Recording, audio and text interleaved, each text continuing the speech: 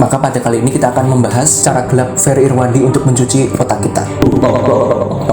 Aku rak pantes deh, kurang pantes. Jadi gini, pernah nggak sih kalian itu tuh bertanya-tanya, mengapa ya Ferry Irwandi itu kok terasa spesial di mata kita? Terasa ada sesuatu yang relate gitu loh di Bang Ferry ini. Mengapa nih konten kreator beda gitu loh? Dimana konten kreator yang lain itu berlomba-lomba untuk menjadi viral dan edukatif, tapi Bang Ferry ini justru sering berkata bahwa kontennya bukan konten edukatif. Dan lucunya di sisi lain, Bang Ferry ini malah justru berhasil mengedukasi semua penontonnya. Dan gak sedikit penonton yang merasa terbantu atau terbukakan mindsetnya gara-gara Bang Ferry ini. Dan sekarang yang menjadi pertanyaan adalah, apakah mungkin Bang Ferry mengetahui sesuatu yang tidak kita ketahui? Apakah ada rahasia gelap di balik tenernya seorang Ferry Irwandi? Mungkinkah kalau secara tanpa sadar kita telah dicuci otaknya oleh kontennya Bang Ferry ini? Siapa yang tahu? Dan pada pertemuan kali ini dengan kalian, aku akan membahas hal tersebut. Jadi sekedar mengingatkan saja, aka disclaimer. Bagi kalian yang merasa mudah temperamen, emosi, atau bahkan susah mengendalikan diri kalian untuk merespon terhadap sesuatu, saya sarankan untuk close video ini sekarang juga. Karena video ini mungkin akan berpotensi negatif bagi kalian. Dan bagi kalian yang tidak nge-close video ini serta memutuskan untuk menontonnya, saranku adalah tonton video ini sampai akhir, supaya kalian tidak salah tangkap persepsi terhadap video ini. Oke? Aku sudah memperingatkanmu loh. Maka dari itu akan ada 3 hal mengenai Bang Ferry Irwandi yang akan dikupas melalui video ini. Dan tentu saja caranya adalah bagaimana ia bisa mencuci otak kita melalui setiap kontennya. Mulai dari yang pertama, Bang Ferry merupakan influencer yang unexpected, tak terduga. Jadi gini, terkadang kalau kita mengeklik ke sebuah video yang kita tahu merupakan sebuah konten edukasi, kita pasti akan bisa menebak bahwa video ini ujung-ujungnya nanti akan membahas tutorial, tips, trik, dan lain-lain. Atau paling enggak kita nanti bisa menebak bahwa kita akan mendapat bahasa-bahasa baru, teori-teori baru, dan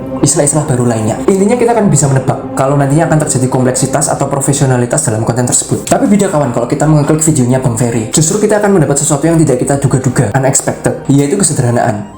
Ya enggak, contohnya gini aja. Seringkali dalam setiap videonya, Bang Ferry selalu terlihat untuk menyulut rokok dan berbicara dengan gaya yang sederhana seperti teman antar teman. Terasa kita ini bukan sedang berada dalam sebuah pertemuan besar atau pertemuan formal lainnya, melainkan rasanya itu adalah seperti kita sedang santai di warkop ketika kita menonton video-videonya Bang Ferry tersebut. Rasanya itu bukan kayak dengerin ceramahnya dosen atau profesor, melainkan seperti kita sedang mendengarkan curhatannya teman dekat kita sendiri gitu loh. Terasa personal dan dekat gitu loh. Sehingga hal ini menjadi kesimpulan pertamaku, di mana Bang Ferry itu menggunakan pendekatan yang tak terduga, yaitu pendekatan gaya warkop. Pendekatannya layaknya itu adalah komunikasi antar teman dekat gitu loh, sederhana dan mudah dipahami. Itu yang pertama. Kedua, Bang Ferry pintar dalam membuat kita terus melihat videonya dan mendengarkan dirinya. Coba kalian tebak, kira-kira hal apa yang digunakan Bang Ferry untuk membuat kita terus melihat dan mendengarkan videonya? Silahkan komen di bawah sebelum 5, 4, 3, 2, 1. Jadi jawabannya adalah storytelling. Yap, salah satu cara untuk bisa membuat manusia itu merasa tertarik atau bahkan relate dengan apa yang akan kita sampaikan, itu adalah membawakan sebuah cerita ke dalam pembahasan tersebut, aka storytelling. Dan hal ini merupakan salah satu teknik yang paling sering digunakan oleh Bang Ferry sendiri untuk menyampaikan thoughts-nya kepada kita melalui konten-kontennya, storytelling. Bahkan karena dia telah berhasil memasteri satu teknik ini, aka storytelling, maka tak heran ia bisa membuat sebuah engagement yang tinggi dalam setiap videonya. Coba kalian perhatikan deh, subscribernya 500.000 untuk saat ini, tetapi yang menonton videonya itu 10% lebih dari total subscribernya men. Belum lagi komentar-komentar dan like yang menjadi pendukung untuk engagement dari setiap videonya. Nah, inilah yang dinamakan the power of storytelling, dan Bang Ferry sendiri sangat bijak dalam menggunakannya. Sehingga kesimpulan keduaku adalah pintarnya Bang Ferry Irwandi ini dalam menggunakan storytelling sebagai alatnya untuk menginfluence orang-orang, viewernya.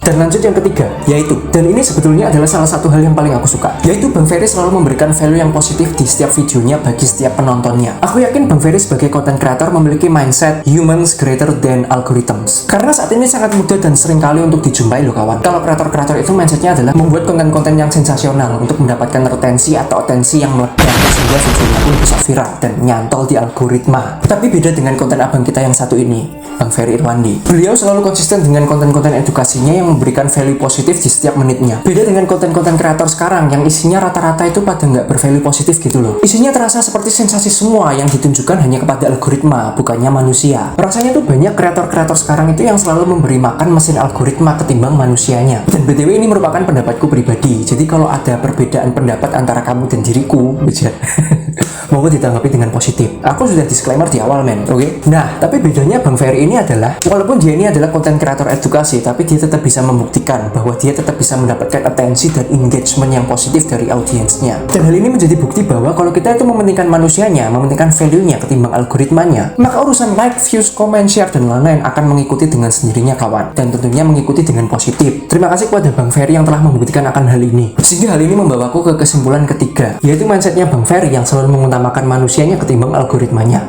Nah, jadi kalau disimpulkan itu berarti ada 3 kawan. Ada 3 cara gelap Bang Ferry Irwandi untuk mencuci otak kita, men. Waduh, kalimatnya terlalu kontroversial ya. Jadi gini, ada 3 cara pintar Bang Ferry Irwandi untuk menginfluence viewersnya. Nah, pertama adalah pembawaan yang unexpected. Kenapa? Karena beliau memberikan kesederhanaan yang tak terduga dan rasa personal terhadap viewersnya. Artinya, sehingga seakan-akan pembicaraan mengenai fisika kuantum bisa dibawakan oleh Bang Ferry ini menjadi pembicaraan yang hangat di warkop. Kedua, yaitu storytelling. Jadi Bang Ferry sungguh-sungguh memasteri yang namanya storytelling ini untuk membuat sebuah engagement yang lebih lagi dengan audiensnya. Beliau tahu bahwa dengan storytelling, ia dapat menyampaikan thoughts-nya dengan lebih maksimal lagi. Karena dengan storytelling, ia bisa membuat semua audiensnya itu relate dengan apa yang dia sampaikan. Ketiga, Bang Ferry memiliki mindset sebagai kreator bahwa humans itu lebih besar daripada algorithms, sehingga beliau selalu memposisikan diri untuk membuat konten-konten yang memiliki value positif untuk viewersnya atau subscribernya, aka untuk manusia yang menontonnya, bukan untuk algoritma yang memanjatkan videonya. Beliau tahu bahwa yang ia beri makan itu manusia, men, bukan mesin. Jadi dari ketiga kesimpulan itu, jika disimpulkan lagi, akan menjadi sebuah pesan untuk menghormati orang tuamu. Jangan kayak Thomas Shelby yang sok-sokan dingin, ujung-ujungnya malah jadi driver Shopee. Oke? Dan buat Bang Ferry sendiri kalau menonton video ini, love you Bang.